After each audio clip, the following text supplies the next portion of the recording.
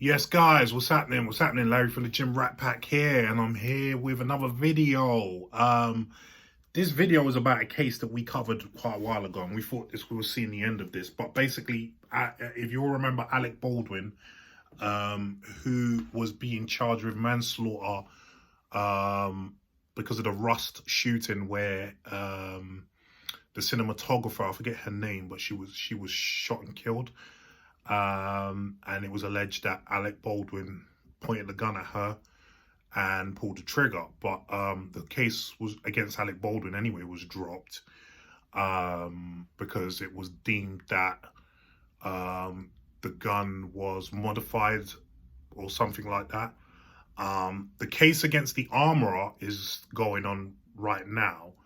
And in the midst of that investigation, the armorer, I think it's Gutierrez, the armorer has had another expert test the weapon to show that it hasn't been modified and that it would need quite a bit of pressure, basically the trigger being pulled to for the gun to fire.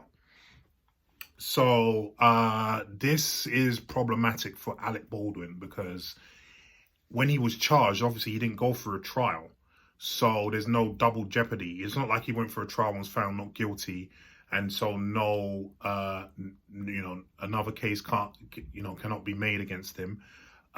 He had the case dropped against him for somewhat lack of evidence.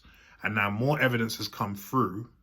So it's a possibility that Alec Baldwin could still be charged with involuntary manslaughter. Yeah, it's this case is mind blowing to be honest with you. Like I said, the armorer Gutierrez's lawyers found an expert who did numerous tests and found that the gun has to have the trigger pulled for it to fire. And in contrast to what Alec Baldwin has been saying, that he never had his finger on the trigger, they have numerous photos of him when he was practicing or doing whatever rehearsals or whatever with his finger on the trigger, which kind of, I mean, not of the actual incident itself, but obviously leading up to that. So it would be safe to assume that he had, if he was doing it all those other times, that he did it for the fatal shot.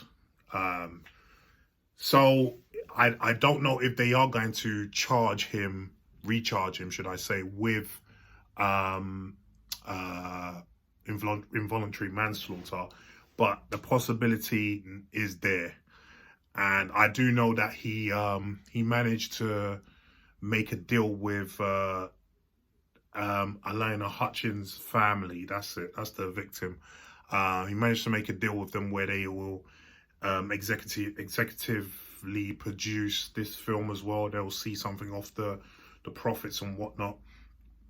But now that this is coming up, I don't know if that will be enough. Obviously, it's got nothing to do with the family now. It's up to prosecutors whether they go ahead with a case against Alec Baldwin or not. But it's not looking good. It's not looking good at all. It's a shame because I think a lot of people, especially obviously the victim's family, wants to see an end to this case. I feel obviously the case against the armorer was going on and still will go on, because obviously the buck stops at the armorer, because that's the one job that the armorer had, and they messed up in that respect. So. But yeah, it's not inconceivable to think that Alec Baldwin could be up on charges of manslaughter again. So I'll keep you guys updated on this case and see what happens.